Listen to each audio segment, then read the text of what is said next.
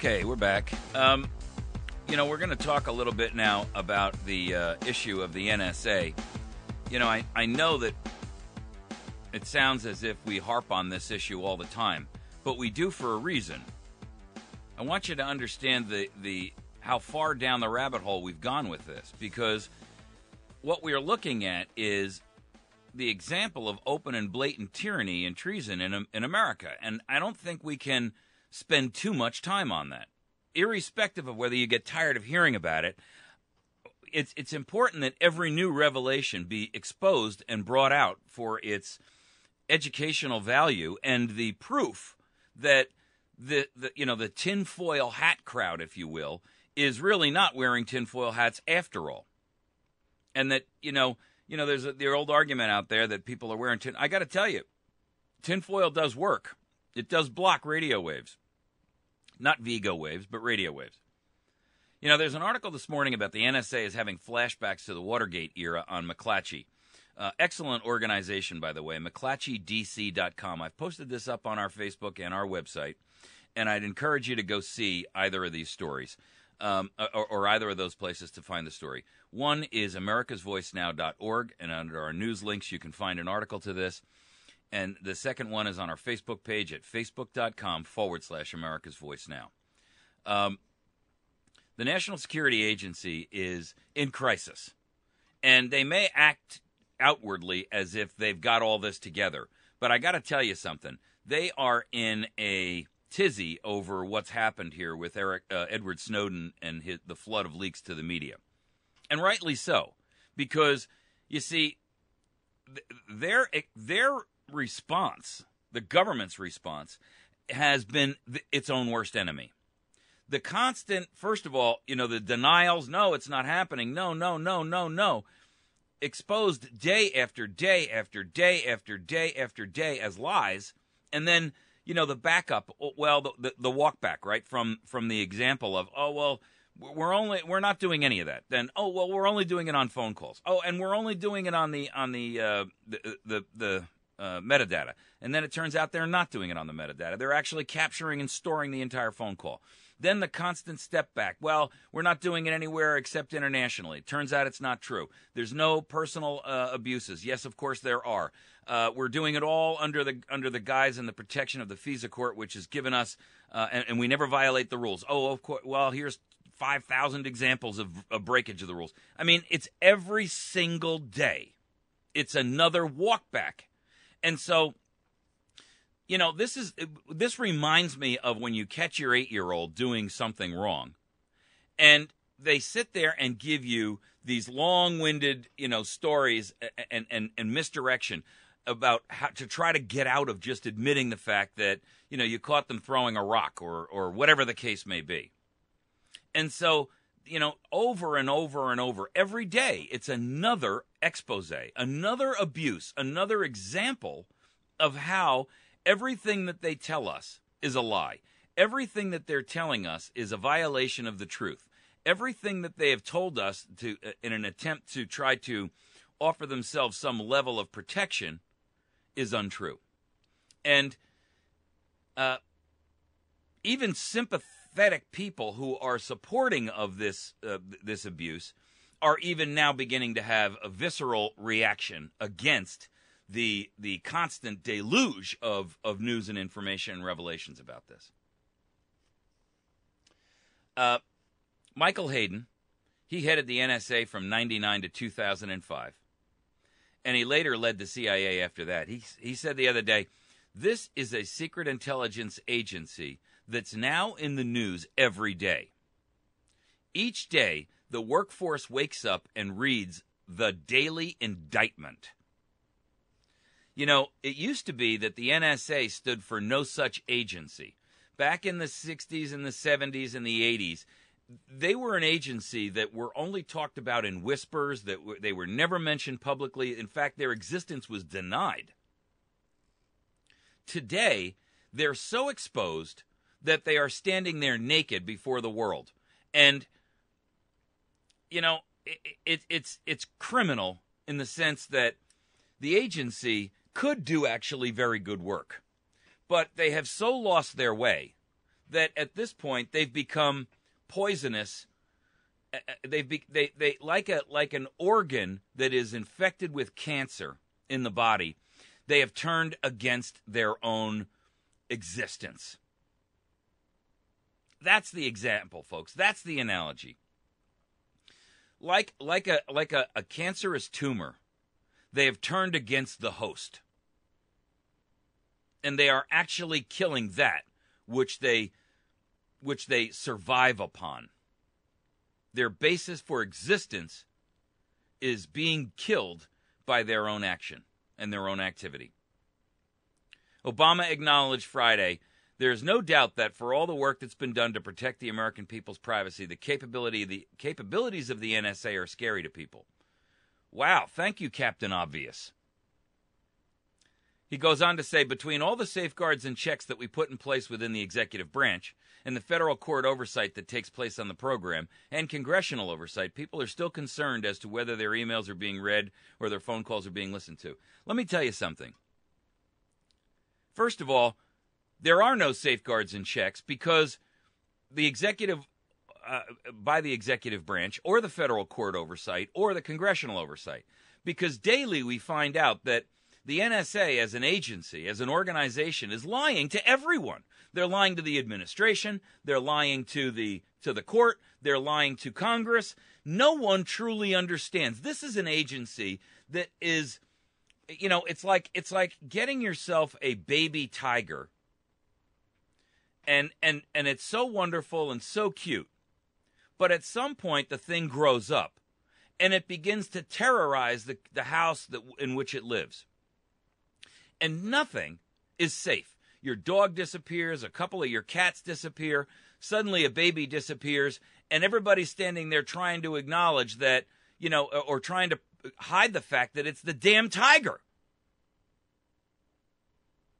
I mean, really, people. This is an agency that has grown beyond the capabilities and the boundaries of the executive, the legislative, and the judicial to restrain it. That's the truth.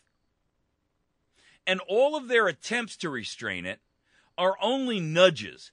The executive in this case is actually probably the most complicit in their betrayal. But you see, there's no going back now for them. They've staked out their ground, and there's nowhere left for them to go. They cannot retract what's been done. What they've done is so indefensible that there's no plausible defense that can be given to the American people. There's no plausible defense that can be given to the world. Where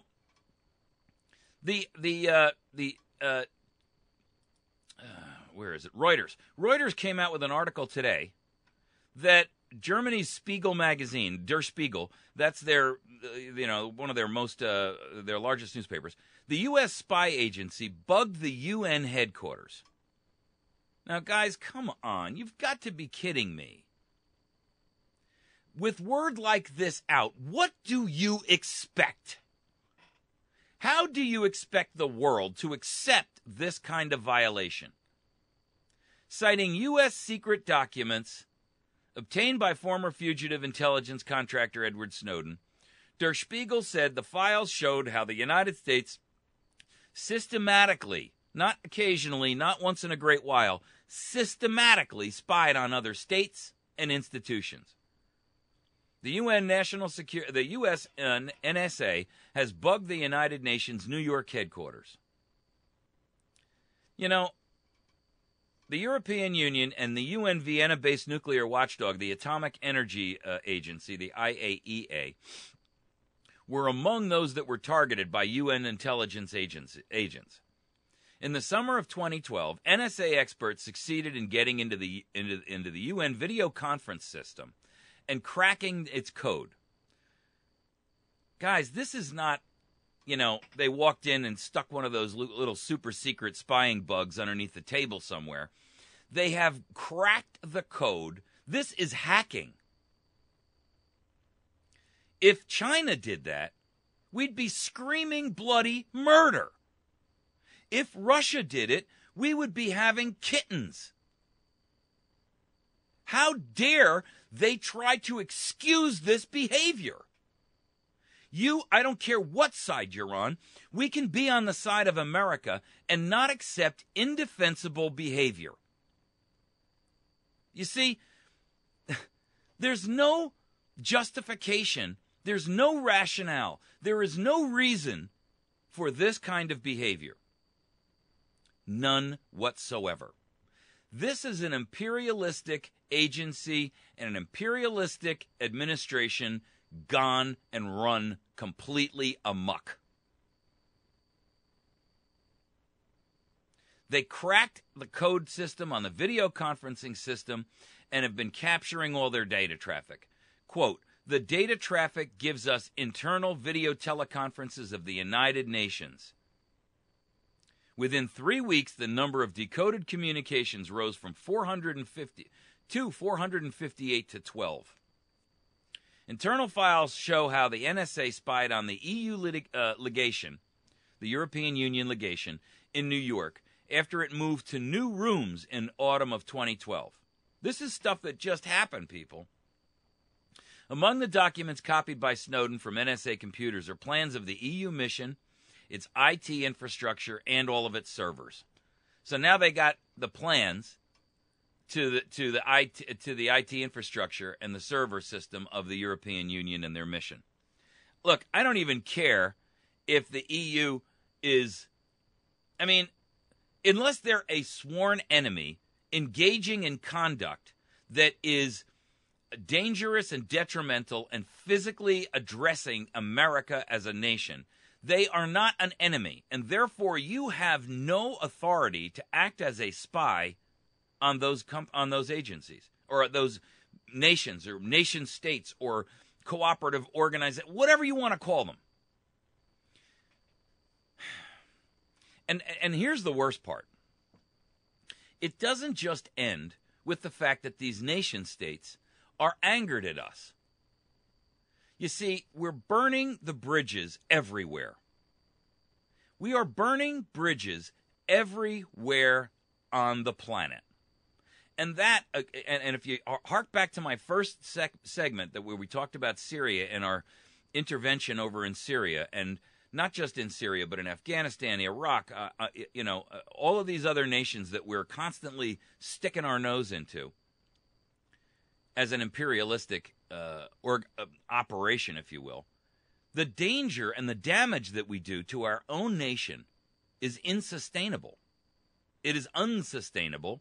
It is, for all intents and purposes, a betrayal of everything that the United States stands for. You know, we stand for truth and justice and integrity and honor. And the first thing that happens when you start acting like this is you throw integrity and honor and truth and justice out the window. And once you have gone there, like the confession of a serial murderer, the first one was difficult, but after that they all just get easy. You know, a week ago, Britain went to The Guardian and forced them to destroy computer equipment that contained some Snowden files. So here's the example. They know they've done wrong because they're trying to cover it up. If it was an honest mistake, they would come clean. But they can't come clean because they know that what they're doing is so treasonous by its very nature, not only to the American population and not only to the United States of America, but it's so treasonous to the position that we have, to the posture that we've put forth as a nation, externally facing to the world, that there is no hope of trying to come up with some kind of a plausible excuse for what we've done. You know, we're like the guy who's known as the pillar of the community. Everybody loves him. He sits on all the boards. He's a member of all the right groups. He donates. He helps the poor. And then we find out that the guy is really a closet monster. He's a child molester, a serial rapist. He's a murderer. He's a cannibal. He's stealing. He's robbing from the community that he's allegedly supposed to be helping. That's the problem, people. When that news gets exposed, the reputation forever is dead. And that's the danger that we now have, where the United States will never, ever, ever again be looked upon, even if we go back to a constitutional framework and we operate under the founder's guide that we are allied with all, or friends with all, but allied to none.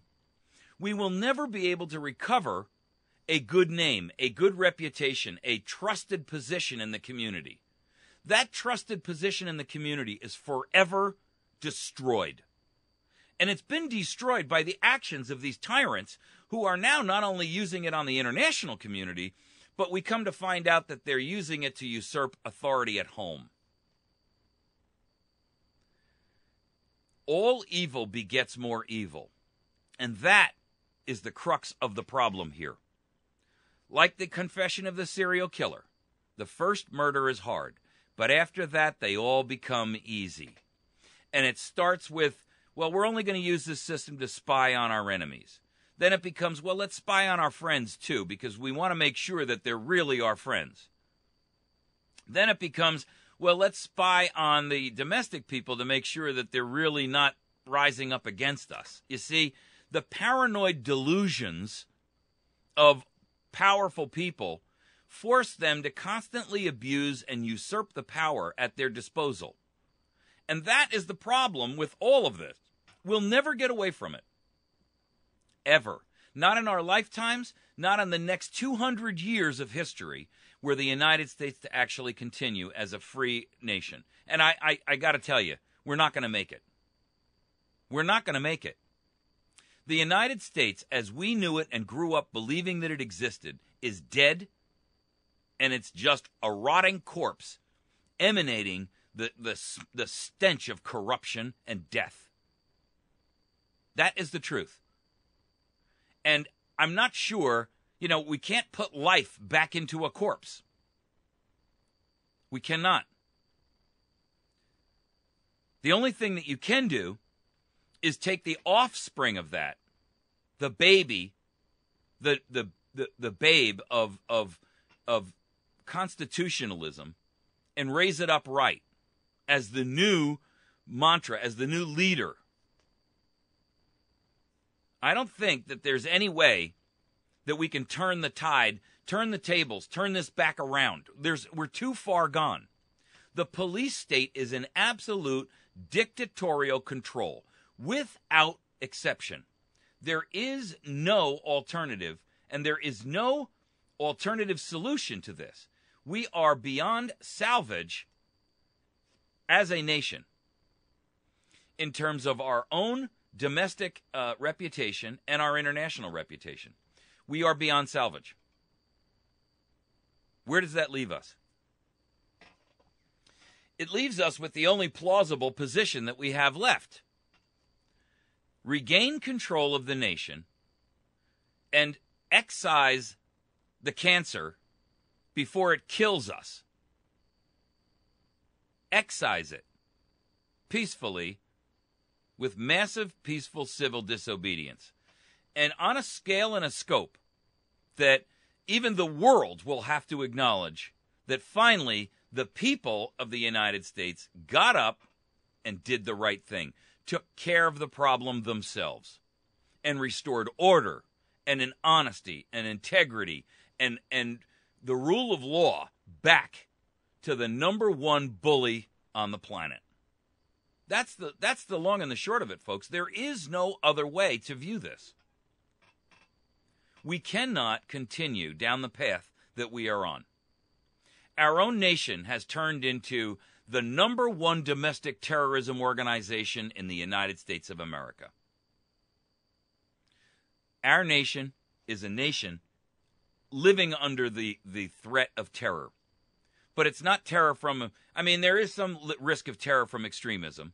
And I'm talking about, Islamic extremism and other kinds. There are other kinds of extremism. But the real threat that we face is not a domestic threat from religious radicals, not on a national scale. even 9/11 was not a national scale loss of sovereignty, a national scale loss of the basic principles under which our country exists. In fact, because it was an outside attack, it rallied for a short time a sense of camaraderie and a sense of unified purpose. And I won't even, get into the question about whether 9/11 was, I don't think the United States plotted it, but I certainly have my doubts as to whether or not they allowed it to happen. I believe they knew in advance. But like Rahm Emanuel has said, never let a good crisis go to waste.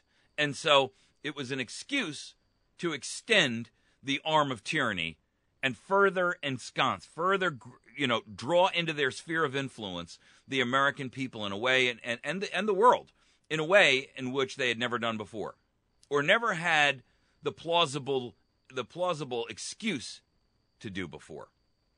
And I'm not even sure that at the time they really recognized the depth of how far this thing would go. But like all corruption, once it begins, it snowballs out of control, and there's no way to bring it back. There's no way to take it back. Like a rock thrown, like a bullet fired, you cannot take it back. If you encounter what you consider to be a threat and you fire that bullet and suddenly the lights come on and you realize that it was your own child or your neighbor or your spouse, you cannot take it back. The damage being done to the United States as a nation, to the people, to the principles of our entire fabric and the world cannot be undone. And that is a tragedy that will force us to take action at some point. Only with direct action as a nation will we be able to break the handle and the grasp of the depth of this thing. There is no other way to look at it, people. If you look at this as a chess game, you'll realize that we are almost in checkmate, and our moves at this point are so limited that to extricate ourselves, it's like me playing chess against the world master. There's no hope I can win that. And I find myself in check, and I've got 2 or 3 moves, but all of those moves lead to checkmate. So, I mean, someone who's really, truly on a par with that skill set may see a move I can't see. But I got to tell you, it's like playing chess blind. In other words, the chess master can see my moves, but I can't see his. And even if you are a chess master in that scenario, you're guaranteed to lose because the cards are stacked against you. The game is stacked so that you cannot win. And the end result is, at some point, we will realize that we've been cheated. We will realize that we've been betrayed. And we will recognize that the only way to restore this nation to the only way to restore the game is to expose the cheating and remove the cheater. You can't allow the cheater to continue.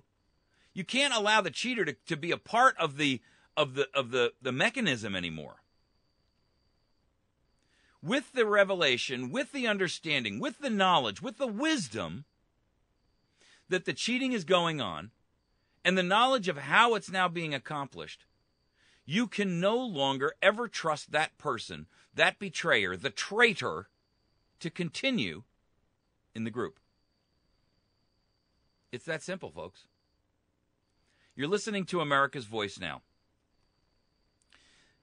My name is Michael Evans. I host this radio program every morning for us, and I would encourage you to learn more about what we're doing and how you can take action to help us build a coalition of patriots who will help this nation restore itself by a massive, peaceful, civil disobedience. In other words, the only way to stop this, guys, is to put our foot down and say we've had enough as a nation. It can't be a small percentage. It's got to be a massive, massive outgrowth. AmericasVoiceNow.org.